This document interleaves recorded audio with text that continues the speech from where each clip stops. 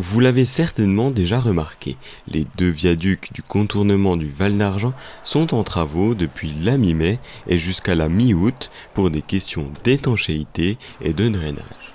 Étant donné la fréquentation régulière des usagers, un dispositif a été mis en place. Pour réaliser ces travaux, on a mis en place un dispositif d'exploitation spécifique, c'est-à-dire qu'on a neutralisé la zone chantier par des séparateurs béton, en neutralisant une voie et maintenu la circulation à double sens sur les deux chaussées restantes.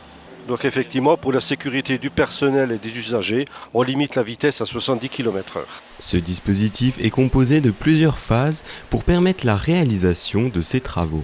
Une première phase sur le sens Châtenois-Versailles, que l'on voit actuellement. Et à partir du 8 juin, on va changer de sens pour travailler sur les autres côtés de l'ouvrage et inverser tout le dispositif d'exploitation.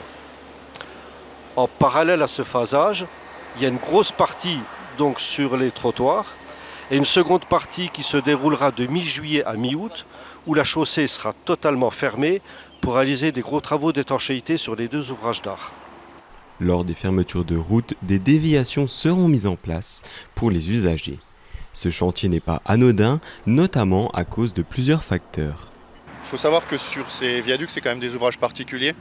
On a un ouvrage de 250 mètres et un de 180 mètres à peu près. Donc c'est quand même des ouvrages conséquents, donc c'est un chantier un peu exceptionnel de par la taille des ouvrages et la voie portée, la RD 1059 avec son trafic.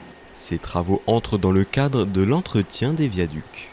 Il faut savoir que nos ouvrages sont surveillés régulièrement. On a une inspection, une visite tous les 3 ans et une inspection périodique tous les 6 ans. Il faut savoir que sur ce genre d'ouvrage, tous les 30 ans à peu près, on refait une étanchéité, du drainage. Les couches de roulement, c'est un peu plus régulier.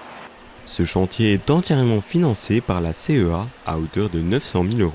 L'entreprise qui intervient compte 7 personnes travaillant à l'entretien de la route.